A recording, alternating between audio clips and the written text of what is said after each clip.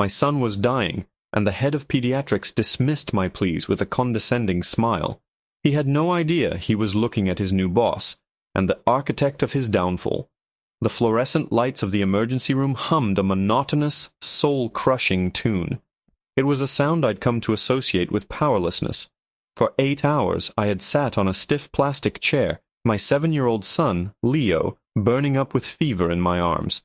His small body, usually a whirlwind of energy, was limp and pliant.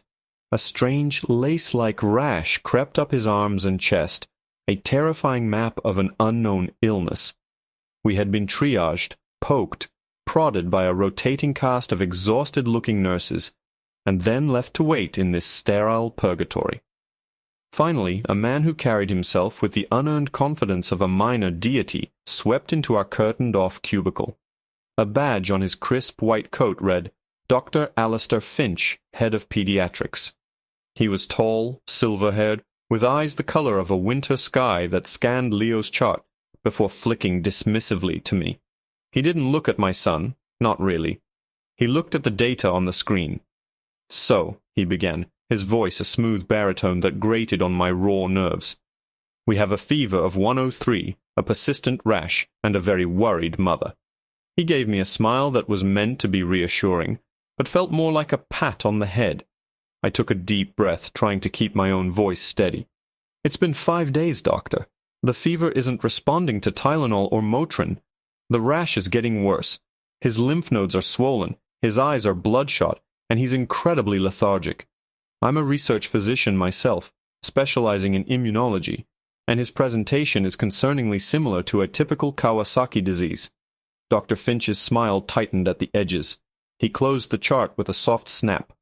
A research physician, he repeated, the words dripping with a kind of venom-laced honey. Ah, yes. The internet can be a real rabbit hole for convincing diagnoses, can't it? Look, Mrs. He glanced at the chart again. Read. It's a virus. Kids get them. Nasty ones sometimes. We'll give him a bolus of fluids for hydration, and then you can take your little guy home. My blood ran cold. No, I said, my voice firmer this time. I want a full cardiac workup, an echocardiogram. I want a consultation with Dr. Tanaka in rheumatology. With these symptoms, if it is Kawasaki, we're running out of time to prevent potential coronary artery aneurysms. He actually chuckled. It was a soft, condescending sound that made the hairs on my arms stand up. He leaned in, placing a hand on the rail of the bed, invading my space. Mrs. Reed, he said, his voice dropping to a conspiratorial whisper, I have been the head of this department for 15 years. I have seen thousands of sick children. What your son has is a textbook viral exanthem. What you have is a classic case of medical school syndrome, but for your own child. You're overthinking this. Ordering a battery of expensive, unnecessary tests will only traumatize him further and clog up a system that's already stretched thin. Every word was a carefully aimed dart, designed to undermine and dismiss me. He wasn't just questioning my concern, he was questioning my intelligence, my profession, my very reality. He saw a hysterical black mother, not a colleague with a valid, terrifying concern. With all due respect, doctor, I said, my voice dangerously low. I am not asking for your opinion on my mental state. I am demanding a standard of care for my son that his symptoms warrant. If you are unwilling to provide it, I want another physician. Immediately. His face hardened, the charming mask slipping away to reveal the cold arrogance beneath. I am the final word in this department, ma'am. There is no other physician. The nurses will bring your discharge papers shortly. He turned his back on me, a gesture of absolute finality, and breezed out of the cubicle, leaving me sitting in the humming silence, holding my sick child, and a rage so potent it felt like it could burn the whole hospital down. The nurse, a kind woman with tired eyes who had offered Leo a juice box hours ago, came in a few minutes later with the papers. She wouldn't meet my gaze. I'm so sorry, she whispered, and I knew she had heard the whole exchange. I signed the papers, my hands shaking with fury. As I bundled a sleepy Leo into my coat, I felt a profound sense of defeat. I had failed him. I had let this man, this arrogant gatekeeper, put my son's future at risk. Walking down the polished hallway toward the exit, my mind was racing. I could go to another hospital, start this whole nightmare over. I could file a formal complaint that would get lost in a sea of bureaucracy. As I passed the main administrative wing, I glanced at a large donor wall filled with gleaming brass plaques. And there, under the heading Department Heads, was his name again. Dr. Alistair Finch. And that's when it hit me. An email I had received 2 days ago. An offer I had formally accepted yesterday morning. A new position I was supposed to start tomorrow. I had been so focused on Leo I'd barely processed the details, only the title. I stopped dead in my tracks, a slow, cold realization washing over me, extinguishing the hot flames of my anger and replacing them with something far more dangerous. Ice. I pulled out my phone, my fingers flying to the saved email. I read the final line of the offer letter from the board of directors, and a smile, a real one this time, sharp and predatory, spread across my face. It read, "We are thrilled to welcome you, Dr. Evelyn Reed, as the new Chief of Hospital Administration for St. Jude's Medical Center." The sterile smell of antiseptic couldn't mask the metallic tang of adrenaline in my mouth. For a moment, I just stood there in the echoing corridor, the blue light of my phone illuminating the grim set of my jaw. The world had tilted on its axis. An hour ago, I was just a desperate mother. Now, I was the one holding the power. I wasn't just a patient anymore. I was the system. I turned around, my worn-out sneakers squeaking on the polished linoleum, and walked back towards the chaos of the emergency room. Not as a woman defeated, but as a queen returning to her castle to find a traitor on the throne. I found a quiet alcove near the ambulance bay and dialed the personal cell number of Marcus Thorne, the CEO of the St. Jude's Hospital System, the man who had personally recruited me for this job. It was nearly 11 p.m., but I didn't care. He answered on the second ring, his voice thick with sleep. "Thorne." "Marcus, it's Dr. Evelyn Reed," I said, my voice crisp and devoid of emotion. "I apologize for the late hour, but I'm at your hospital, St. Jude's Medical Center. My son was admitted to the ER several hours ago." "Evelyn, is everything all right? Is your son okay?"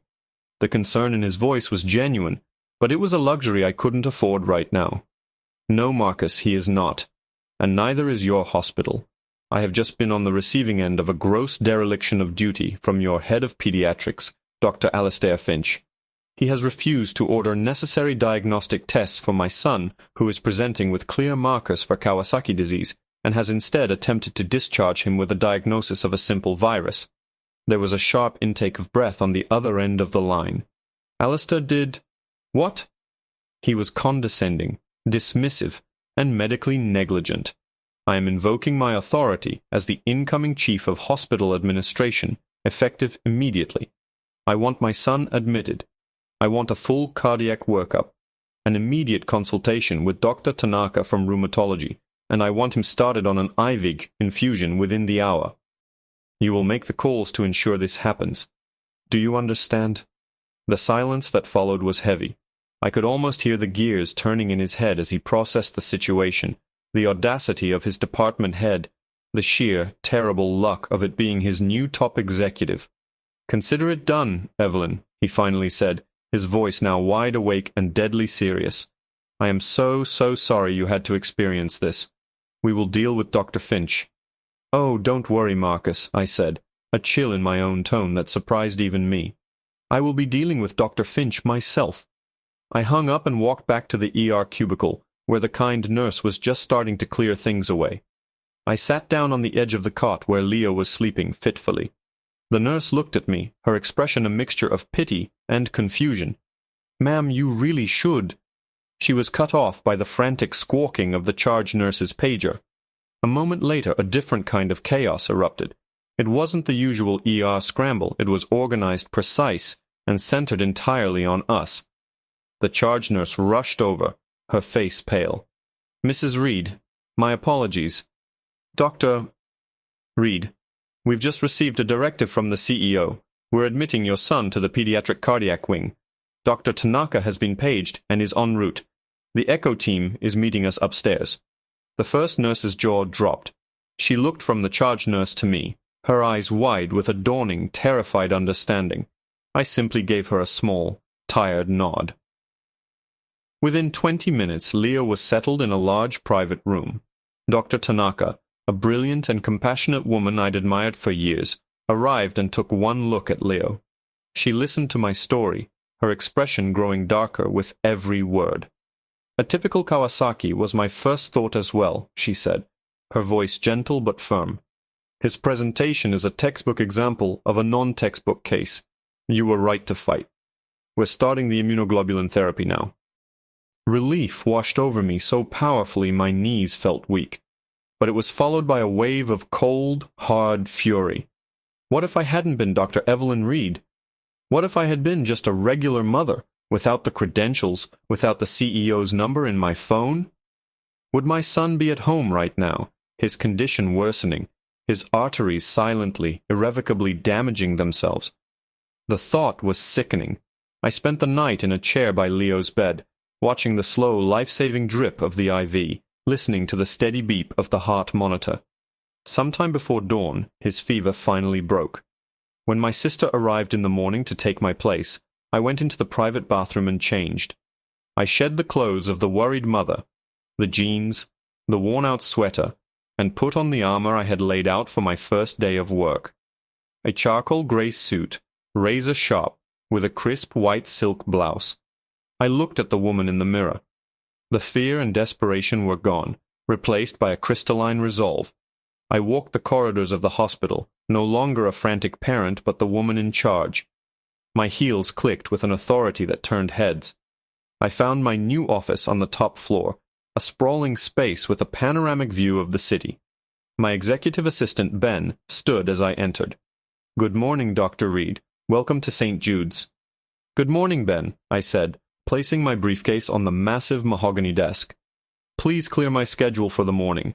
Then, I want you to schedule an emergency meeting for all hospital department heads, in the main boardroom, in exactly 1 hour. Attendance is not optional." Ben's pen froze over his notepad. "All of them, Doctor." "Every last one," I confirmed, my gaze unwavering. "And Ben?" "Personally confirm that Dr. Alistair Finch, the head of pediatrics, has received the summons. Tell him his new boss is very eager to meet him." The boardroom was a chamber of hushed, anxious energy. A collection of the most powerful people in the hospital, the heads of surgery, oncology, cardiology, and more, were gathered around a long, polished table. They murmured amongst themselves, checking their watches, clearly irritated by the unscheduled summons from a boss they had yet to even meet. I watched them for a moment on the security monitor in my office before taking a final, centering breath. Then I walked out. My heels clicked a steady, rhythmic cadence on the marble floor, a metronome counting down to the moment of impact. When I stepped into the boardroom, the chatter ceased instantly. Every eye turned to me. I saw confusion, curiosity, and in a few of the older men, a flash of reflexive dismissal.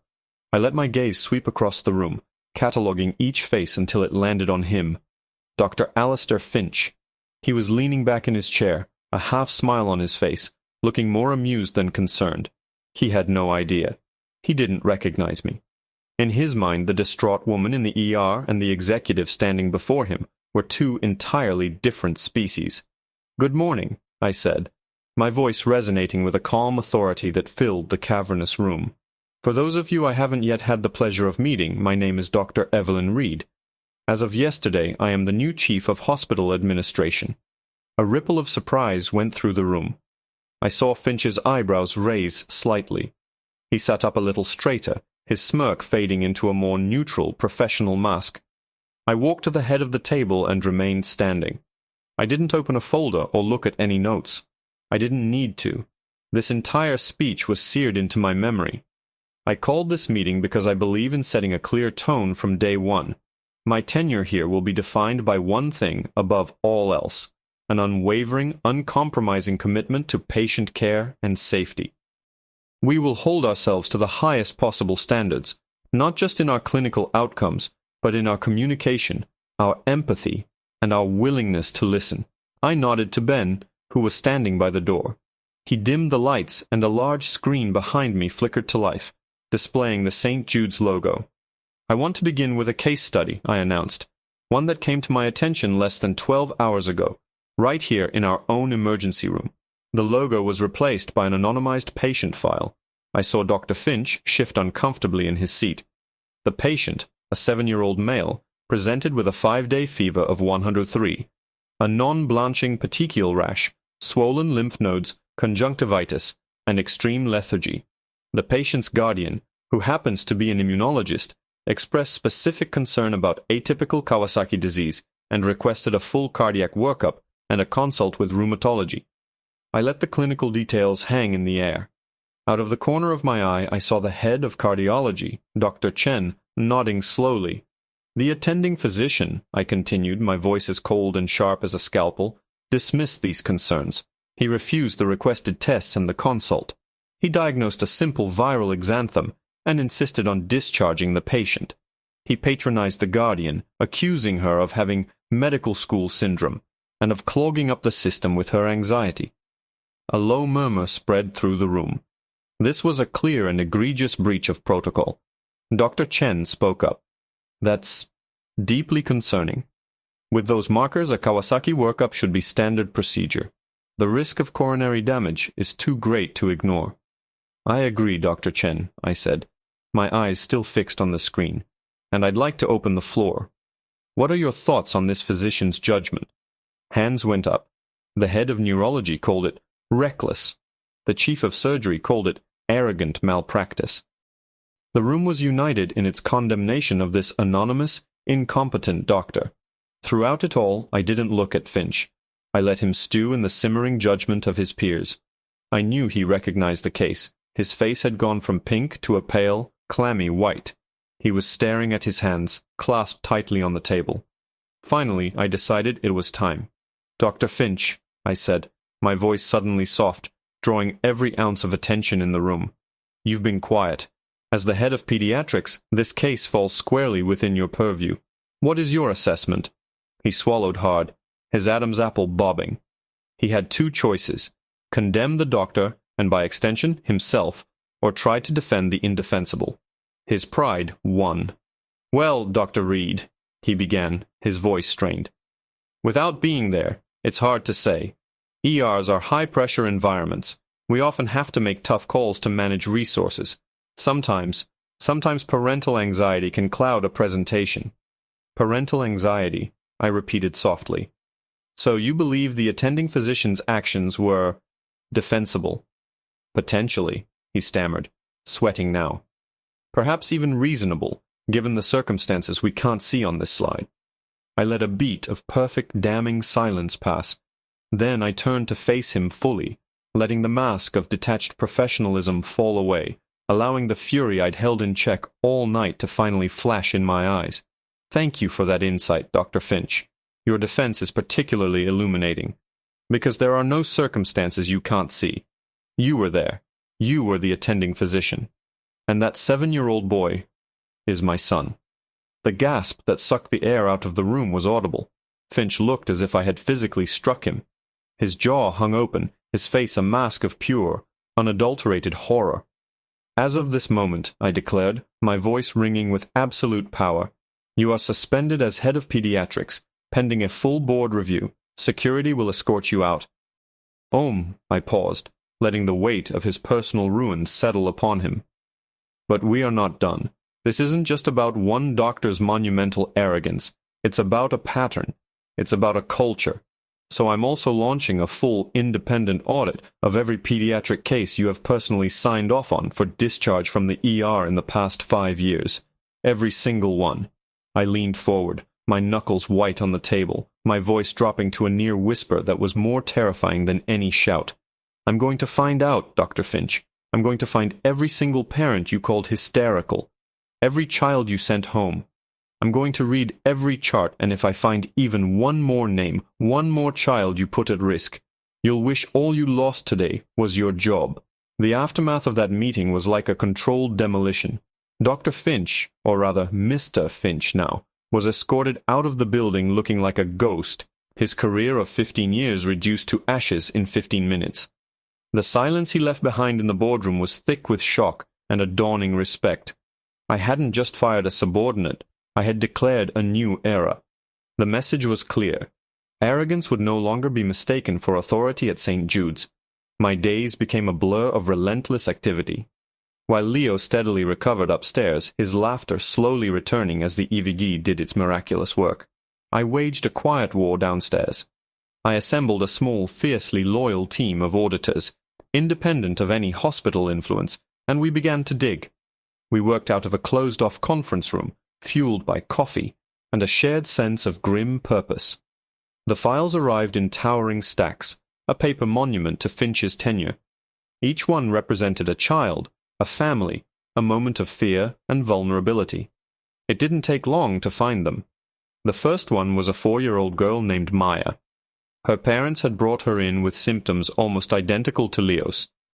Finch's notes were chillingly familiar. Over-anxious first-time parents. Classic viral rash. Discharged. We immediately flagged the file and had our outreach team contact the family. When they did, Maya's mother broke down on the phone. Her daughter had been diagnosed with Kawasaki disease at another hospital 3 weeks later, but the delay had been costly. Maya now had 2 developing coronary artery aneurysms and would need to be on blood thinners and undergo regular cardiac monitoring for the rest of her life. Her mother's last words to our coordinator were, "He never listened. He just smiled and told me to give her Gatorade."